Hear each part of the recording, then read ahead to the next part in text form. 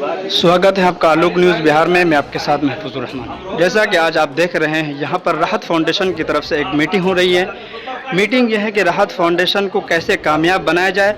आपको मैं बता दूं कि राहत फाउंडेशन जो कि खरैया बस्ती के नौजवानों ने मिलकर इस फाउंडेशन को बनाया है, इसका मकसद ये है कि इस फाउंडेशन की तरफ से समाज में फैली बुराइयों को ख़त्म करना है, नशा को ख़त्म करना है और जो हमारे समाज में शिक्षा को लेकर जो सारी चीज़ें हैं, बहरान है, उन तमाम चीज़ों को, जहालत को ख़त्म करना है।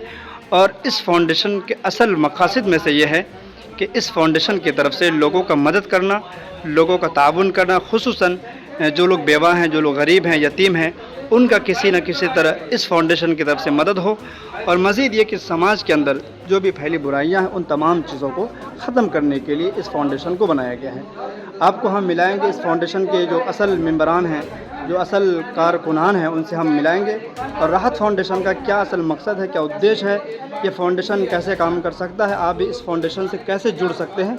चलिए हम आपको मिलाते हैं राहत फाउंडेशन के जो सेक्रेटरी हैं, उनसे बात करते हैं कि राहत फाउंडेशन से आप कैसे जुड़ सकते हैं, इसका पता क्या है और इसका मोबाइल नंबर क्या है। अगर कोई राहत फाउंडेशन से जुड़ना चाहे तो वो कैसे जुड़ सकते हैं। देखिए, राहत फाउंडेशन जो है ये समाजी के लिए है ना, उसमें जुड़ने के लिए कोई ज़बरदस्ती नहीं है। अगर अल्लाह ने उसको कोई तौफीक दी है ना, अपनी जान को, अपनी माल को खर्च करे, उसके लिए राहत फाउंडेशन के नाम से एक QR कोड है ना। हमारे जो और एक अध्यक्ष साहब हैं, वो दिल नवाज नाम से हैं, उनका मोबाइल नंबर है और QR। एड्रेस क्या है। एड्रेस होगा उसका सर्किट हाउस, ईदगाह चौक, दिल नवाज ऑनलाइन सेंटर। अभी राहत फाउंडेशन का ऑफिस बना नहीं है, इंशाल्लाह 1 महीना के अंदर से हम लोग ऑफिस बना लेंगे ईदगाह चौक में, DT ऑफिस के बगल में। ठीक। चलिए हम आपको मिलाते हैं जनाब दिलशाद फैज़ी, जो राहत फाउंडेशन के मीडिया प्रभारी हैं। उनसे हम आपको मिलाते हैं कि राहत फाउंडेशन का असल उद्देश्य क्या है, इसे क्यों बनाया गया है। तो ये आप बताएं कि राहत फाउंडेशन को बनाने की ज़रूरत क्यों पड़ी।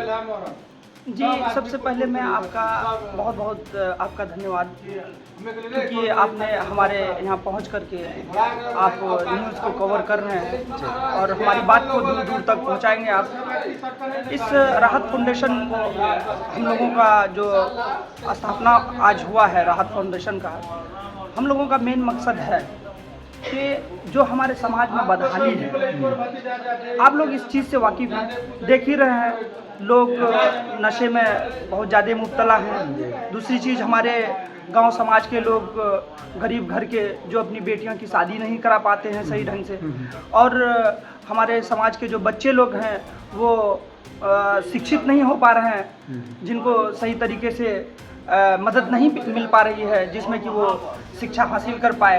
तो यही सब चीज़ को देखते हुए हम लोग ने एक राहत फाउंडेशन का स्थापना किया है।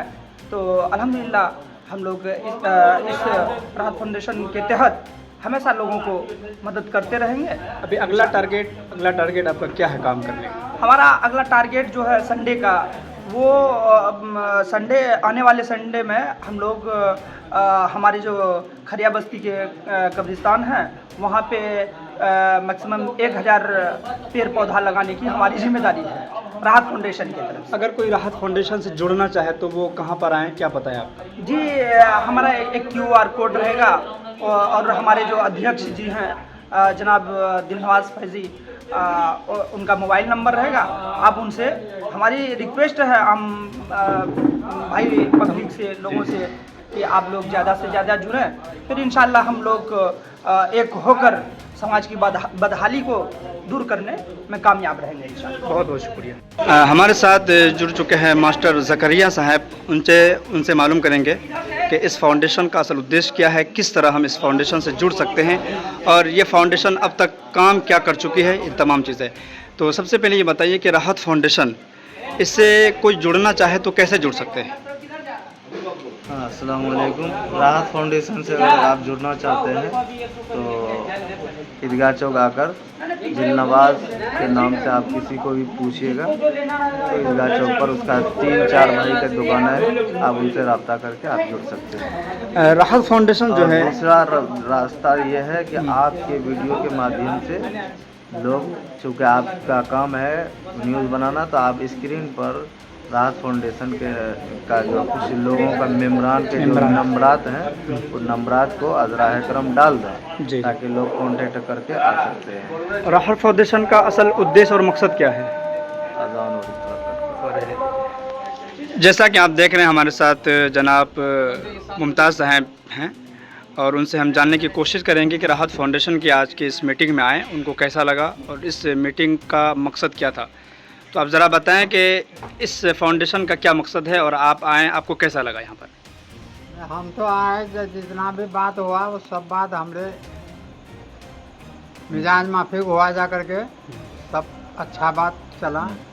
अपना कब्रिस्तान और जानवाज ये सब का सुधार होना चाहिए, सारा चीज़।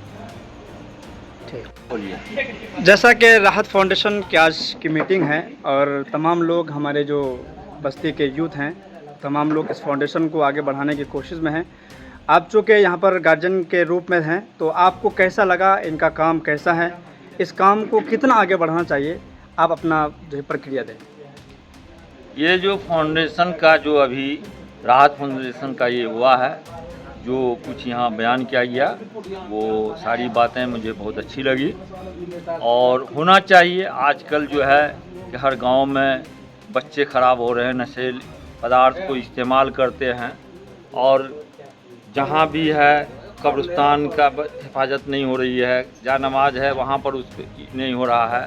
तो इसके माध्यम से, इसके वजह से जो है कि हम सोचते हैं कि आगे बहुत अच्छा काम होगा, चाहे वो कब्रिस्तान का काम हो, चाहे जानमाजा का हो, या गांव समाज में बच्चे जो अभी मतलब दीन से दूर हो रहे हैं वो इसमें जुड़े और लोग मदद करें और इसको आगे बढ़ाने की कोशिश करें, नया नस्ल अच्छा हो आने वाला। इसके लिए हम नौजवानों को बहुत दाद देते हैं और हम यही गुजारिश करेंगे कि माहौल अच्छा बनाइए गांव समाज में, ताकि आने वाला समाज, आने वाला पीढ़ी जो है वो अच्छा रहे। बहुत बहुत शुक्रिया। हमारे साथ मौजूद हैं हज़रत मौलाना मुबारक सिद्दीकी क़ासमी, नाज़िम यतीम खाना अररिया। इनसे बात करेंगे कि ये आज इस मीटिंग में आए, इनको कैसा लगा, क्या ये मीटिंग सिर्फ खरैया बस्ती तक रहना चाहिए या इस चीज़ को और भी मज़ीद तमाम जगह पर जो है कि होनी चाहिए।